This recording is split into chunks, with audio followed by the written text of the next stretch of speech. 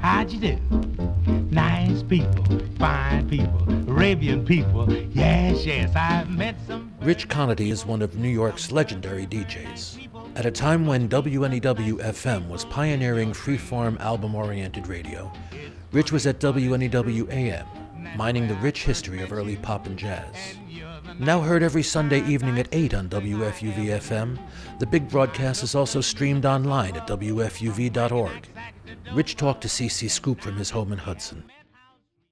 I was a talk radio kid in high school. I used to call in to talk stations and promote the presidential candidacy of Victor Mature, and I thought that was hilarious when I was a kid. And then I remember picking up a station in Long Island, the Hofstra University station, WVHC. There was a show on Sunday afternoons called The Swing Years, and then there was a Wednesday night show called Genesis of a Record. And the Wednesday night show in particular grabbed me because I was hearing these records from the 1920s. I was hearing the Mills Brothers, and I was hearing the Rhythm Boys with Bing Crosby in 1928. So I found the music. It was the first music I ever loved. And I guess that's true of a lot of people, that the music that you find as a teenager is the music that goes with you through your whole life. And in my case, I started with Bing and the Mills Brothers and the Boswell sisters, and that was, in fact, Those Wonderful 30s. Those Wonderful 30s, this is an album I've had for 35, 40 years. And it's got Bing, it's got Kate Smith, it's got the Boswell sisters, and that was my doorway to this music. Man, hold the phone. Take a spot, cool and hot. Now you has jazz, jazz, jazz, jazz, jazz. In 1983, I was 7 years out of college. So I decided to do an audition tape for WNEW-AM 1130. So I sent it to Jim Lowe, and he called me, and he told me one day he wanted to punish himself. So he had this cardboard box full of audition tapes, and mine was one of the tapes he listened to, and he was struck by the fact that I sounded so young, because I was pretty young, but I sounded even younger. So I got the gig.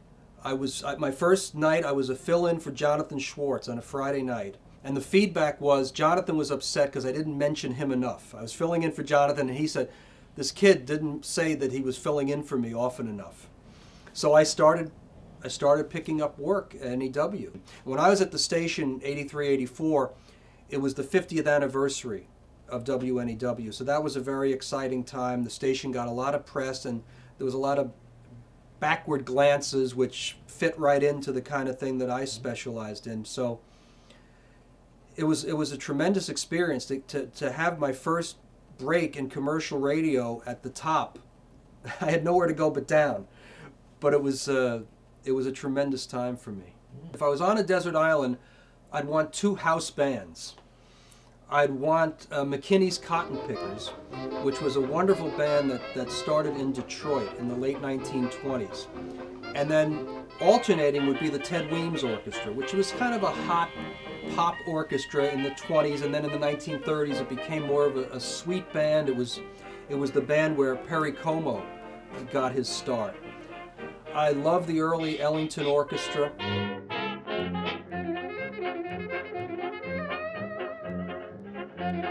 As far as vocalists in the 1920s and 30s, I'm a big fan of Connie Boswell and the Boswell sisters.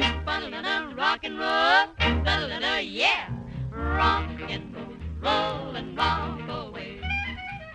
I love the big band stuff. I love Goodman, I love Miller and Basie and Barnett, but my heart is really locked into the 20s and 30s records that I play on the big broadcast. To be a good disc jockey or to be a good anything, it's hard work.